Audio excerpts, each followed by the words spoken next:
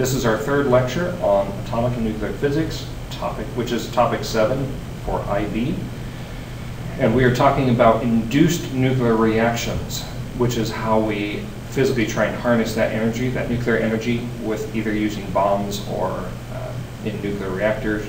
And we do this by induced nuclear reactions. Yesterday we talked about, last time we talked about what we call spontaneous nuclear reactions, where things just naturally decay on their own.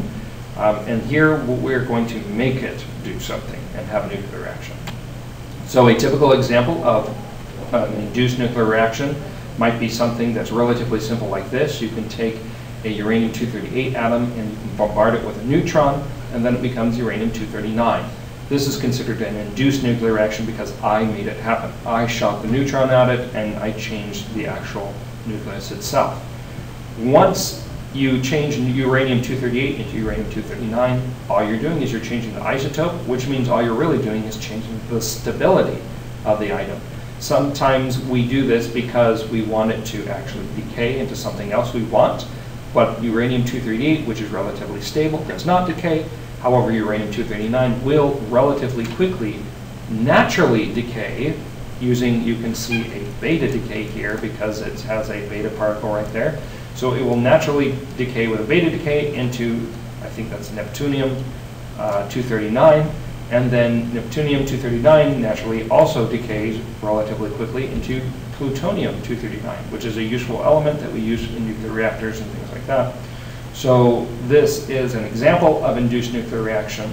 Again, the first part is induced because I made it happen. The other two are actually examples of spontaneous nuclear reactions or natural nuclear reactions because they're just naturally decaying on their own. A more useful version of an induced nuclear reaction is when you do something like this, where you actually take uranium-235 and you again bombard it with a neutron, but instead of just changing the isotope, it physically splits the atom right there and then into two different elements. So in this case, it's barium and krypton, okay, and then you get 3 extra neutrons out. Okay, so in the process, you are still doing an induced nuclear reaction. You have to shoot it with the right amount of energy, but if you do it just right, it'll split right there and then, and the reaction will occur. Okay, a similar one that we also have happen in nuclear reactors and in bombs is with plutonium-239. So you can again shoot it with a neutron, and then it splits into ruthenium. And you can, if you want, you can practice your balancing of nuclear equations. Pause the video and see if you can figure out what this guy is. But it turns out to be tin-131, and then of course you get 3 extra neutrons out again. I say of course because these two particular reactions are vital, or well, not vital, but are most commonly used for nuclear bombs and nuclear reactors because of these 3 extra neutrons that we typically get out of the process. Now this is critical because with those 3 extra neutrons, you can start more reactions, and we call this a chain reaction. A chain reaction, right, is simply when you split one, and that one can split more after that. So that one, those 3 extra neutrons could theoretically go and split 3 more, and then those could shoot off 3 each, and then you could split 9 more, and then 27 more, and et cetera, et cetera. When you do this, when you actually split one and then more than one, and then more than one again, and it gets bigger and bigger and bigger, you have an uncontrolled nuclear reaction, okay? Something that you're not going to have control over, and it just gets bigger and bigger and bigger. And when this happens, we call this supercritical mass. Supercritical mass is when you purify your whatever your substances that you are undergoing nuclear fission with. When you purify it enough so that for every one atom you split, it will automatically split on average more than one atom afterwards. If this happens, the reaction will get out of control. You need to know this term, supercritical mass, so write it down if you haven't already done so. Also, another term you need to know is critical mass. Critical mass is when you split one atom, you get on average, you split one other atom, and only one other atom, no more, no less. Supercritical mass we use in nuclear bombs, okay, because it's going to release a lot of energy really fast, and it's going to get out of control. Critical mass we're going to use in nuclear reactors because you want a sustained reaction that goes and goes and goes and doesn't stop, so you can continuously supply energy, but it will also not die off, right? Because you're always creating one after another, and you will, and it will also not get out of hand, is what I meant to say, so it will not blow up. Okay? Subcritical mass would be when it's pure enough so that for every one reaction you have, you on average have less than one. Again, these are averages, so you could say for every one you get 0.6 or something like that reactions. That's just an average, right? So what that means is over a period of time, your reaction is going to die off. When would you ever want subcritical mass? Well, in nature, we find these things, uranium-235, you can mine it and you can find it in real nature, but it's found in subcritical mass, luckily, because otherwise it would, you can have a potential of having it blow up on you. While nuclear fission is the splitting of atoms, nuclear fusion is the combining of atoms, the binding of atoms together. This is another way that you can get energy out through a nuclear process. A typical nuclear fusion reaction would include taking 2 hydrogen atoms and combining it into helium. And another important side note that you should note is that there is a different word actually for a hydrogen-2 atom. Hydrogen-1 is often just called hydrogen. Hydrogen-2 is used very often and so is often called deuterium. Deut meaning 2, so deuterium is a hydrogen-2 atom. Okay? There's also a hydrogen-3 atom which is also commonly used, and so that is called tritium or deuterium. Okay, so fusion turns out to be more energetic than fission per nucleon. You can actually get more energy out of fission just because the molecules that you're using, or the atoms that you're using, like uranium, are huge. And so you get a lot of energy out only because there's so much of it. However, per nucleon, you actually get more energy out of a fusion process than a fission process. This is why people are trying to create fusion reactors. Right now we only have fission reactors where they are splitting atoms and harnessing energy. We would really like to make a fusion one, but there's hard things. It's hard to do that. One of the natural places where we see fusion is in the sun or any other star. So in order to get fusion to work feasibly, you really basically have to have a mini sun on the Earth, which is tough to contain. Okay, this energy, where does it all come from? When you split or combine atoms, it all comes from mass. And you can figure out how much energy there is by the equation that is made famous by Albert Einstein, E equals mc squared. So this is called the energy mass equivalence equation. Okay, so energy is equal to mass times the speed of light, which is c squared. Okay, and after you release this energy, it was mass, and then after you release it, it becomes kinetic energy.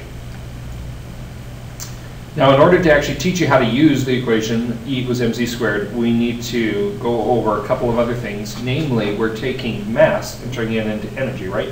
So we need to talk about how to, or we need to talk about a new unit of mass, which is called an atomic mass unit. An atomic mass unit is very useful for dealing with mass when we're doing nuclear problems, because we're dealing with mass, the changes of mass on a really, really, really small scale. So these are really tiny bits of mass.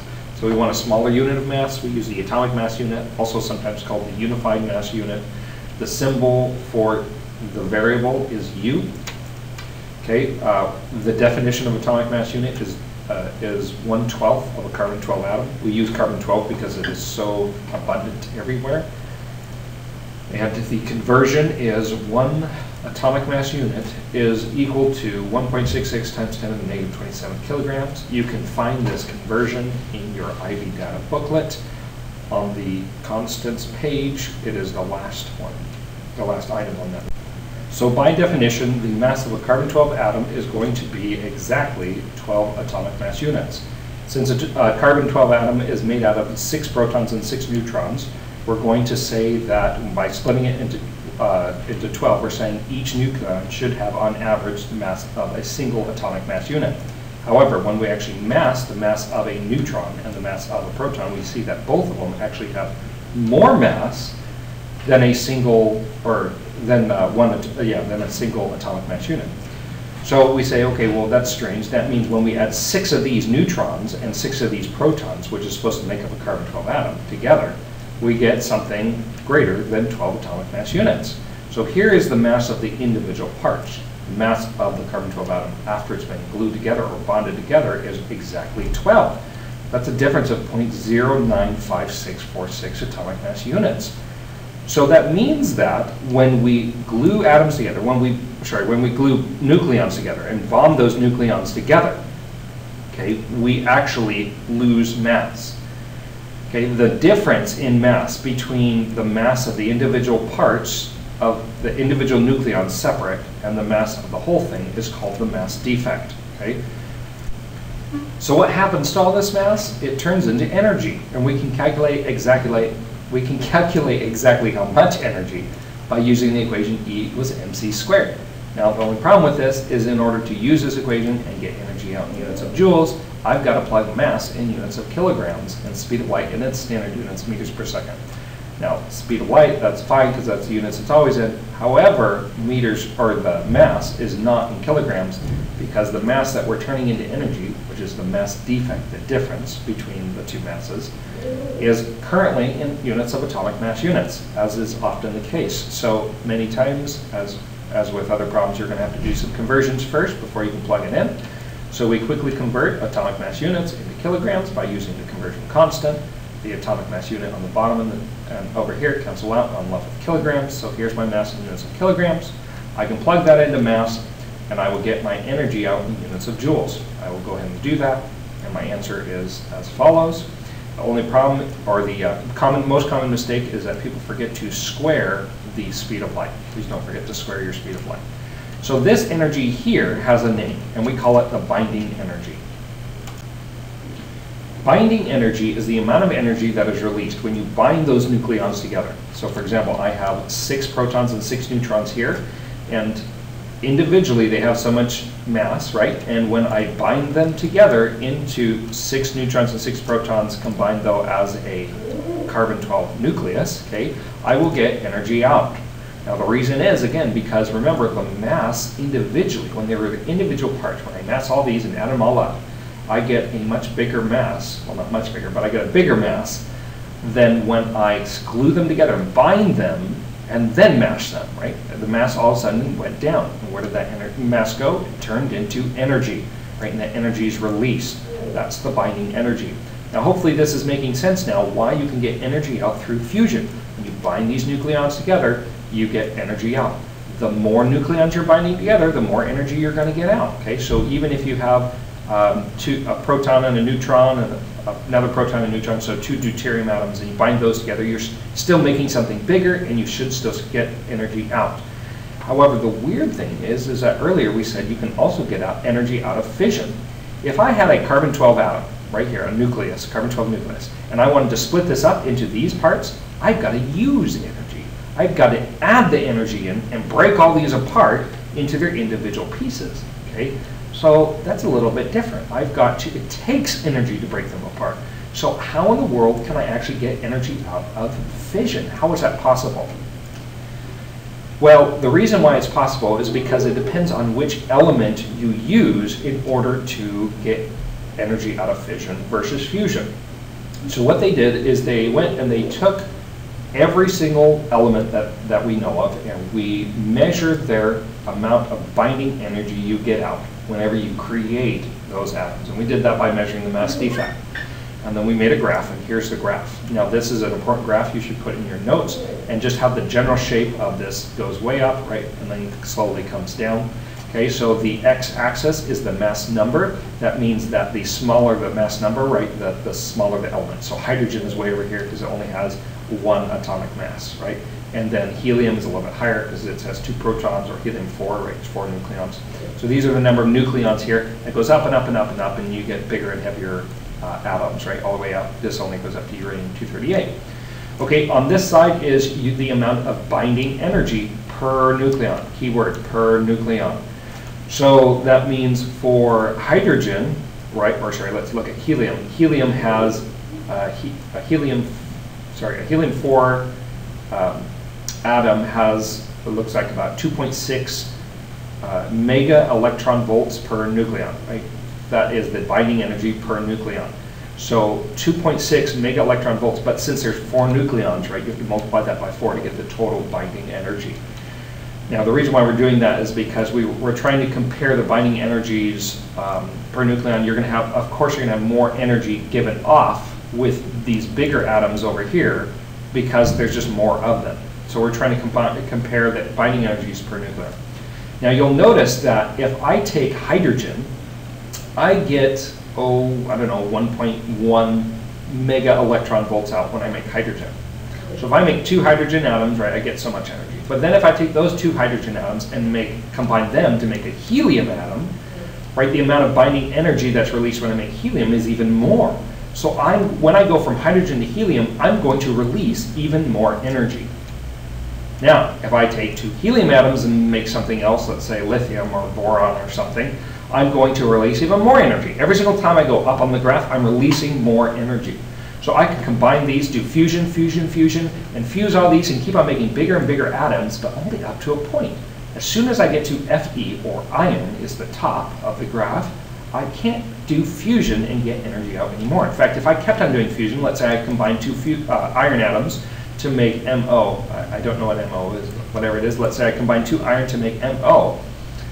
The energy, you can notice, it just goes ever so slightly down. That means it actually takes energy to bind those together. Why? Well, this is an observed phenomenon, okay? So we measured these quantities and this is what we found. So can't argue with what you observed. All right, so if I'm over on this side of the graph, I can still get energy out, but not by fusion, by making larger atoms. I'm going to get energy out by splitting them and making smaller atoms. So if I split uranium-238 and make some of this SM, I'm not sure what that is, but let's say we split it into some smaller particles, right? It still goes up on the binding energy graph. So I'm still going to release energy.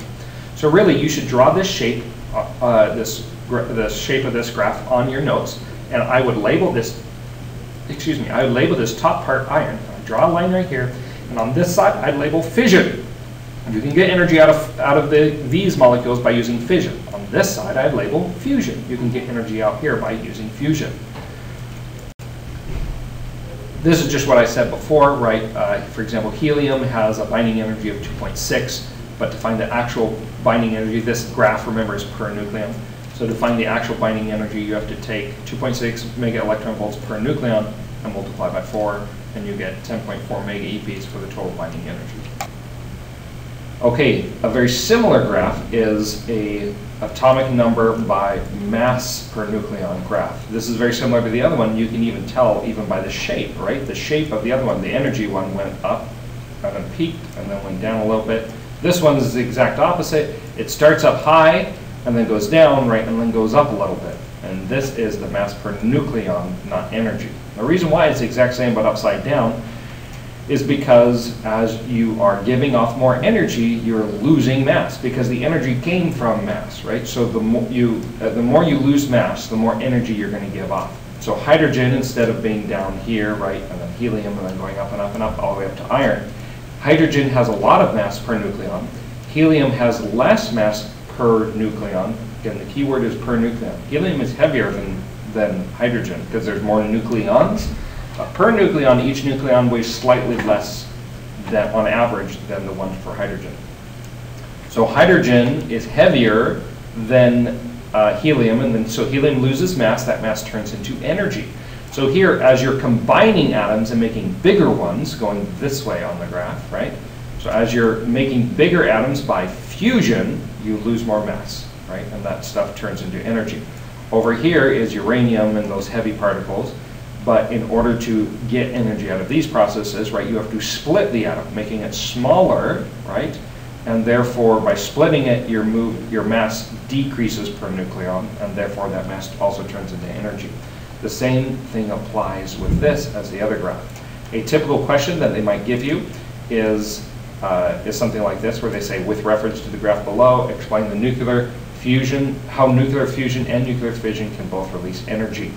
Again, the key words there are with reference to the graph below and explain, right? So that means you have to refer to the graph, and you also have to talk about, or you have to refer to a physics principle, law, or something. So try it yourself, and then you can hit play, pause it, and try it, and then hit play, and you can see if you agree. My answer would be as follows. I would say something along the lines of, on this portion of the graph, right, everything lower than iron, you can do fusion, because as you combine atoms together, your mass decreases, and that decrease in mass turns into energy. Therefore, you're releasing energy. However, if you're going to do fission, you need to start with elements on this side of the graph, okay? Because as you split them, you're also decreasing mass, and therefore that mass also turns into energy. Now, note, the principle that I referred to is actually E equals mc squared, right? I never said it, but I said the concept behind it, that that mass can turn into energy, right? That's basically what Einstein was saying when he said E equals mc squared. So this is a quick do you get it slide. So for example, over here we're saying this stuff has to do with fusion, right? And so if you take two hydrogen, or I guess they're deuteriums because they're two hydrogen, two atoms. If you take two deuterium atoms and you combine them into helium, which side should be more heavy, right? This side or that side? Well, if you're getting energy out, that means your mass has to go down. You have to lose mass, right? And that mass is the thing that turns into the energy. So that means the first side better be heavier. So hopefully the hydrogen side is heavier. Sure enough, it is. Similarly, over here, this is representing fission, right? When you do fission on the other end of the chart with really, really heavy objects, right, and you split it into smaller ones, which side is heavier? Well, preferably, again, the first part needs to be heavier because you split it, right, and you release that energy. And sure enough, it is. Okay, so the first part, you either start with separate and then combine it. It's heavier in the beginning because you decrease mass, release energy. Same thing here. You split it, you decrease mass, you release energy. Okay, let's actually see how we actually can solve a problem like this using some math. So this might be a typical problem you might have. This is your typical fusion process, or one of the ones you could go through. So we're taking two deuterium atoms, or two hydrogen 2 atoms, combining it to make helium-3 and a neutron. Okay, so here, up here in this chart is all the masses. Go ahead and try and solve for, I guess what we want to solve for in the end is how much energy is given off by a single fusion process, right? In other words, one set of hydrogen atoms becoming helium-3 and a neutron. So if we were on to solve for this, we better find the difference in mass. So that means that how much mass, this side better be heavier than this side, because I've got a decreased mass in this process, so I can release some energy. So how can I actually see how much mass was decreased? Well, I just got to calculate it out. So I'm going to take the deuterium atom and multiply it by 2 and find out how much mass total was on this side. And I'll find out how much mass total was on this side by just taking these two quantities and adding it together, and then we're going to compare them. Okay, so we see that in the beginning, right, in the very beginning, I had this amount, right, and multiply it by 2, and there's the total mass in the beginning. Then I have these two quantities, I add them together for a total mass over here, and I'm going to subtract this whole quantity from this whole quantity. Now, granted, I guess my math doesn't really show this very well, but there should be a parenthesis there, and a parenthesis there, and then there should be a plus, right? So you're adding it together, and then you subtract this whole thing from this whole side, right? So the mass of this whole side by this whole side. We're trying to find the difference in mass. This answer, this difference in mass, should turn into energy. And again, the reason why these two minuses are minus because it should really be plus in parentheses, and then the minus factors through. So the math still turns out. This, though, is the difference in mass from this side to this side. This is how much it loses in the process. So therefore, this is the mass we're going to plug into E equals mc squared. So let's now calculate the amount of energy that's released. However, oftentimes we calculate that energy in units of mega electron volts. So electron volts, remember, is just a unit of energy. If you don't remember how to calculate it, you can look at the video before. It was the nuclear or radioactive lecture, and you can look at that one if you want to remember what an electron volt is. It's just a unit of energy. Okay, and so we want to calculate in units of that. But the problem is, in order to use this equation, E equals mc squared, I've got to plug in mass in units of kilograms. So I have it in units of atomic mass units. How do I get this to work? I got to first calculate or convert the mass in terms of kilograms. Then I can finally plug this into E equals mc squared. Okay, I will get the energy out, but it will be in energy in units of joules, right? Because these are all standard units. So my standard unit of energy is joules.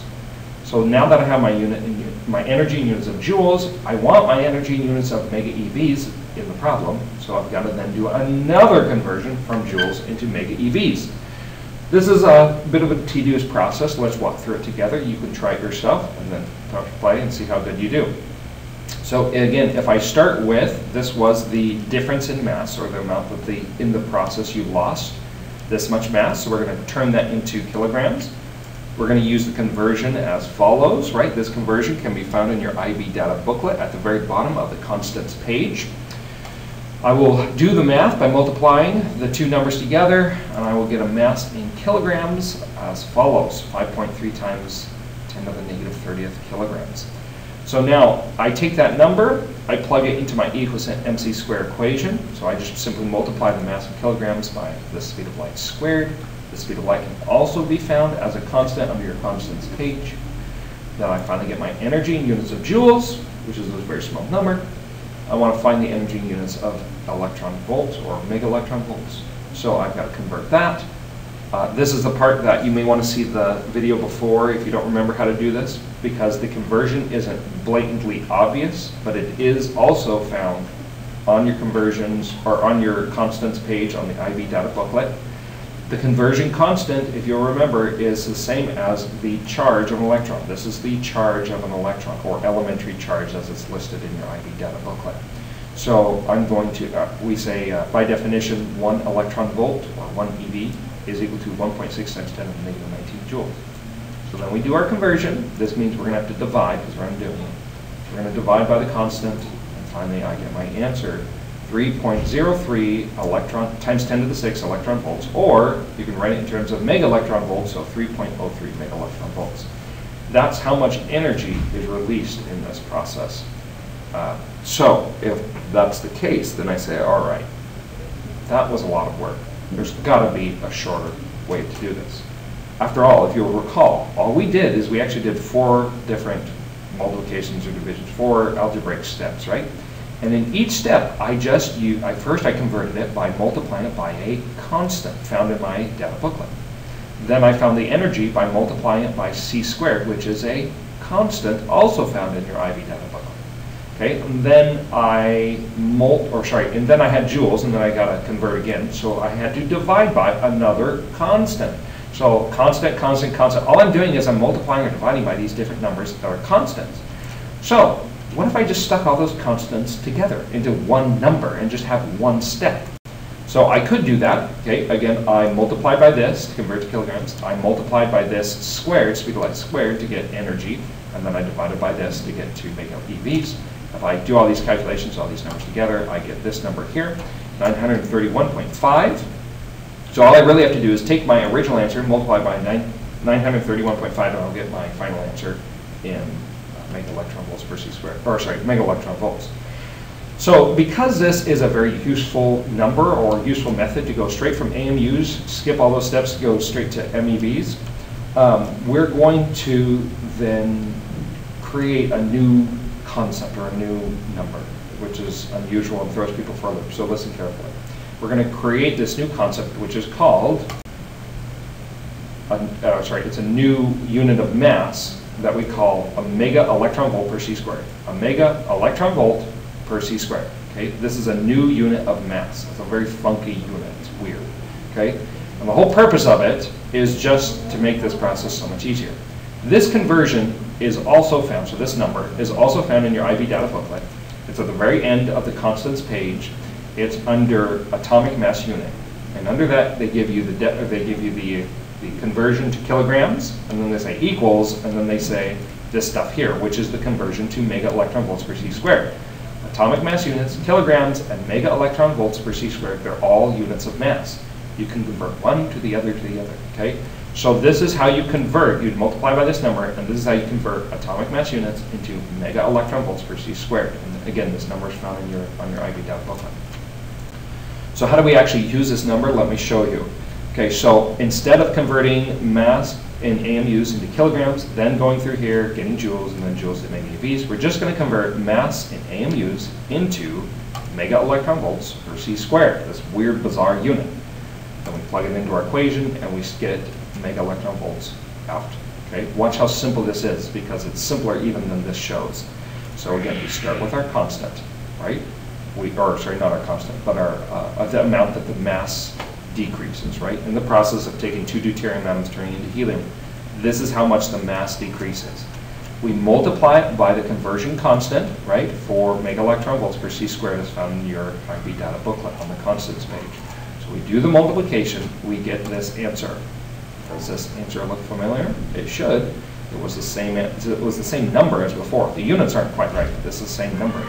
So I now have the mass in units of mega electron volts per c squared. 3.03 is your mass. Okay, now we're going to plug it in here. Here's the slick trick. Watch this. So when we take our mass, all this crap, and we multiply it by c squared, okay, so here's all that stuff written out again, times c squared. Notice c squared on top, c squared on the bottom, they just cancel out. That means that when you convert from atomic mass units into mega electron volts per c squared, okay, you're pretty much done. Because when you then stick in the equals mc squared, the c squareds cancel out and you get your answer. And the answer has the same number in mega electron volts as your mass did in mega electron volts per c squared. It's like you've pre-multiplied by c squared. So finding the answer or the change in mass in mega electron volts per c squared is an advantage, because then all you have to do is drop the c squared part and you've already got the answer of the amount of energy that is also released. Just drop the c squared and you're done. So this is, although it's a bizarre unit of mass, makes life a little bit simpler.